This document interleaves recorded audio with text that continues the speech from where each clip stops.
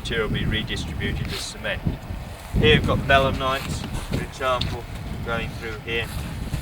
These tell us that it's marine. There are also lots of mollusk shell fragments, bits of oysters and things like that.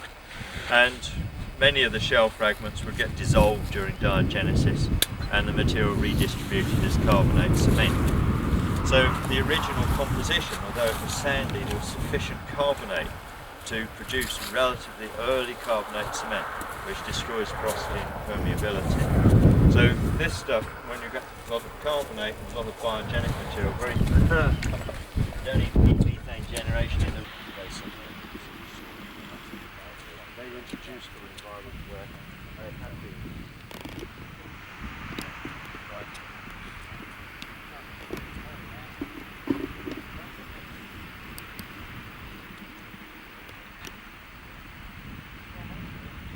It consists very largely of the spicules of a sponge, which flourished very much in Oxfordian times in the Moray Firth area. And these spicules are actually like hollow spheres, and the problem is they were originally made of silica, opaline silica, which is very easy to dissolve and redistribute. Small scale example of cross bedding we've been talking about. The boulder is actually upside down, and all these deposited by the current, I think the boulder's upside down, by current flowing in that direction. These are deposited down the faces of ripples moving in current. So if we went and looked in the Brora River, you would see little bar forms of ripples going down the stream, and those form this structure which is called cross bedding. And so you have these scour surfaces, so you can tell which way up the rock is.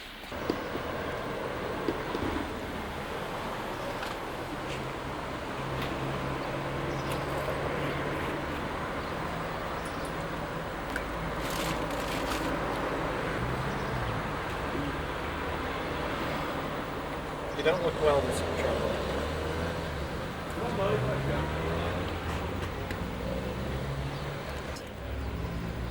Cemented stuff which they use for building around here. Came from the quarry up on the Clyne Leash up on the back near the distillery, and it has got some of these Rapsella spicules in it, which have been redistributed. Silica's been redistributed as cement, so it's quite hard silica cement and sandstone. There are also faults in the area, which may be another reason for it being harder. But there's certain levels within the Brora marination situation have been used a lot for building in the area. This afternoon we'll have a brief look at the base of it further up the river, where it's much finer grained and bioturbated. It's the base of the coarsening up cycle where it goes from shale into sand. But here we're in roughly the equivalent that we saw on the beach, very near the top of it. And the point of coming here is just to show you that there are some very large scale structures within it. And then looking across the side here, the dip of the strata is just generally very gentle downstream here. But looking at this over here, we can see some large scale structures certainly within the material on the opposite side there. The very pockmarked horizon in that cliff is actually pebbly, and there are scours which are lined with pebbles within it here.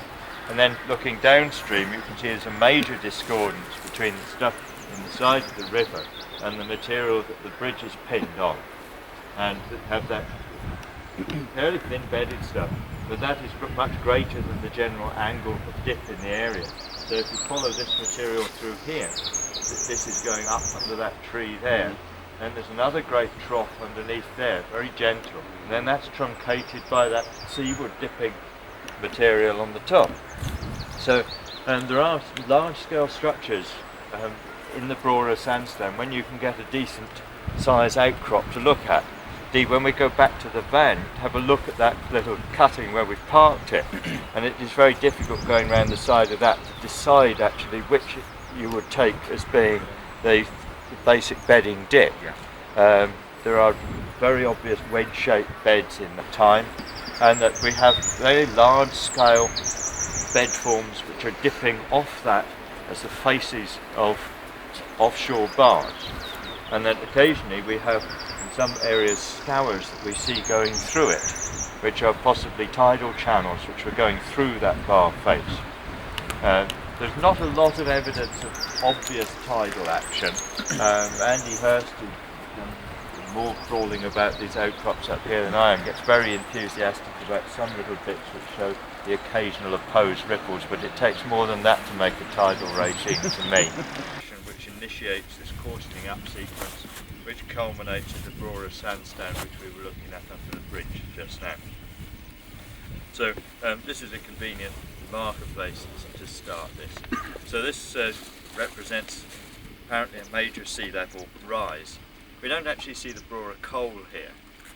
Brora coal was quarried out on the shore probably in the Middle Ages, so the outcrop will have closed up, so you don't see any outcrop there. There are ammonites very rarely within this, which give it Coloviense zone of the macrocephalus zone of the Colovium, and the lower part of it contains lots of bits of coal which have been reworked from the underlying coal seam. There's one place a long way down the coast at Cadenrai where you can actually still see the coal, and there the top of the coal is burrowed, great big burrows going down in it which are filled with sand from the roof bed.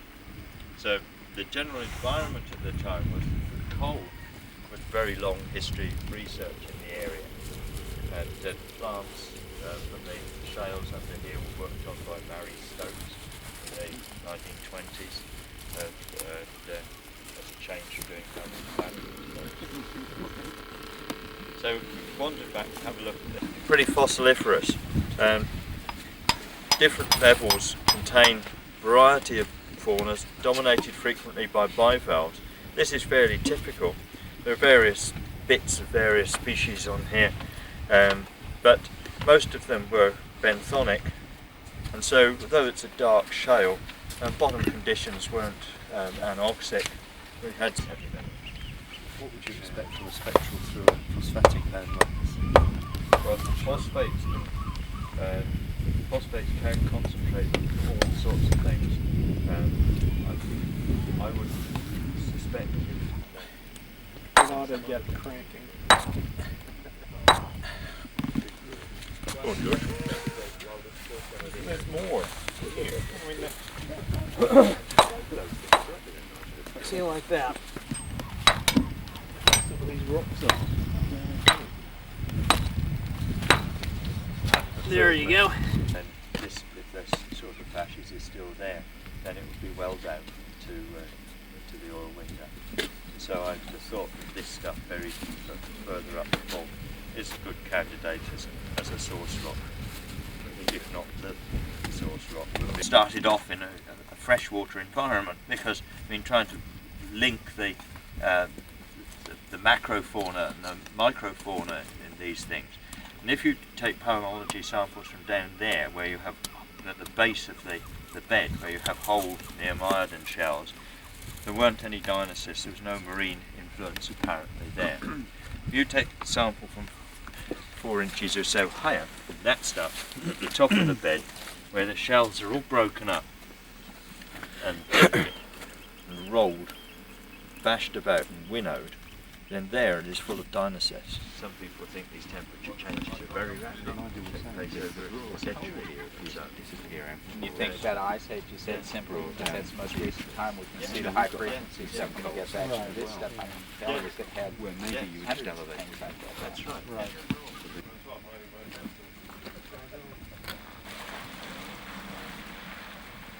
Lighter phases of the Ardassi limestone actually, but those burrows with the pellets around the outside, they're ophiomorpha burrows, shallow marine burrowing. Variable throw from about 100 metres down at Strathstephen by the cliffs there, and throw of about 200 metres when you get through to the coalfield area. It's on the map in your handout, you'll see it goes right along the shore. This is actually Brora sandstone. In other words, very porous permeable stuff that we've seen before. But here, adjacent to the fault, it is always pretty well cemented, very much hardened adjacent to the fault. We saw the granulation seams at Lockwick Point yesterday. this also has similar sorts of seams on it, seam going through here, and also the surface we're looking at here is one. But that, you can see, with beautiful slicken sides on it, and virtually all these surfaces have the same sort of slicken sides on. So it's not quite a ditch slip fault, but an oblique sense of movement on that is fault zone material. It's cemented up and has sponge spicules left in it, which makes you wonder whether further away from the fault the very porous sandstones, the Brora sandstone we see here and Strathspey, aren't like that because the biogenic silt has been dissolved out and moved through it. But certainly the faulted areas and thin sections of this show these sponge spicules. Yes, just leave it, that's a good boy. Can you bang this piece out here, just yes, hit it? Well,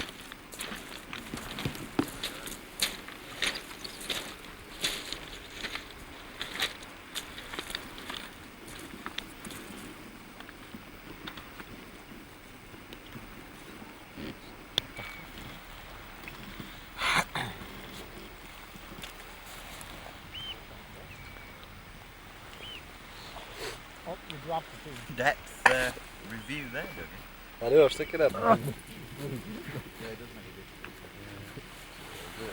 We'll see Dougie's arse on. Sarah Jordan's come with us, didn't we, Woody? The other hand's a bit pocket. She obviously wasn't interested in Yeah. Well, she heard Pete was on the course. I'll have a turn at carrying the bag. You're taking your coal with you, big boy.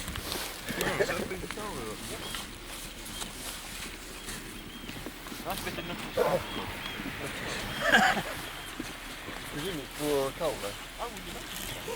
There you go. Wait a second, no. Yeah, there. I think I deserve a round of Spoiling the geology of it. parallel to the shore, just at the edge of this set of reefs here, and then goes inland again past the end of that cliff. But this is Brora sandstone again, rather more cemented, but as you can see from the raindrops falling on it, they're soaking in, so it's got porosity. But you can see here some of the patches of shell material in it. See all these little slots in here are actually weathered out shell material. Has a good shallow marine fauna of the mainly dominated by pectinid type bivalves, the sort of things that favour sandy, mobile substrates. So this is part of the same system of sandstones as we saw beneath the bridge at Brora and on the shore. Here it is not pebbly, it's much better sorted, this locality, but has a lot more in the way of bivalves in it.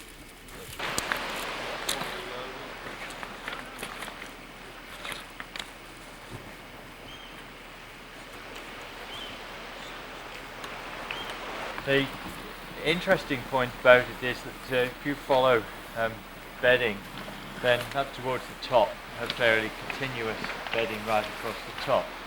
You come down, then you see cross bedding within individual beds, dipping seawards as we're looking at it. Then as you come down the cliff, the whole of the bottom part of the cliff, that turns over, the seaward dipping cross bedding on a scale of what, something like 4 or 5 metre descent at the bottom there, dipping seaward. So you can see one view of this here. Again, it's the sort of thing which would be very difficult to interpret in core, not impossible, and also very difficult to spot on most, if there's any original dip in that stuff. It's all very well sorted. The pieces I've taken back from here, I've taken some back from here with 29% porosity and up to 6 darcies of permeability. The foreset, large scale foresets, come up to this sort of ledge here, back down through here, and the cross-sectional view shows these cusps, basically, curved surfaces within it, and I think that those are curved surfaces down the face of the bar, rather like cusps you see on the front of a beach, but here on the front of a bar. If you stand back, you see there are large-scale discordancies in that, which are best seen if you walk down the beach. But over there, the next bit of cliff that was left by the quarrying along here, and these are the results of quarrying, the sandstone quarrying at the back. But again, you can see that rapid thickening resulting in seaward dipping cross bedding in that bit of the cliff that's left there. There are quite complex surfaces within there. It's very difficult to interpret, but this outcrop is excellent from the fact that at least you have two right angle sections through it. And you can see that large scale cross bedding in cross section and longitudinal section.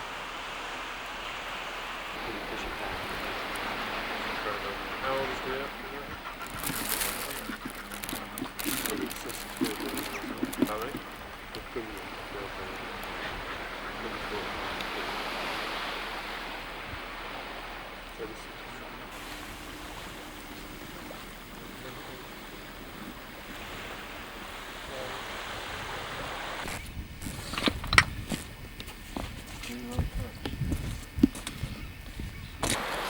Stratigraphy, we saw down on the beach, we saw the roof bed, and above it the Brora shale with the fauna and then the glauconitic sandstones. And we didn't bother to walk over the flat area with the Brora brick clay and the Fuscali siltstone in it. And then over on that cliff on our bank of the river there is the junction, first of all, between the Fuscali siltstones and the Fuscali sandstone. And then that passes up into the sandstones you see on the other side of the river, and Fuscali sandstones would dip down virtually to river level on the other side, and the more thickly bedded material on the far side of the river there is the Clynelish quarry sandstone equivalent, and that is now showing much more in the way of current structures and less in the way of bioturbation, and is part of that coarsening up cycle. So we go virtually from claystones and mudstones up into the thin-bedded bioturbated material, and then the thicker bedded stuff on the other side with the current structures in. And then that culminates down by the bridge, the locality you can look at under the bridge, with the coarser, pebbly top with the very large-scale sedimentary structures in.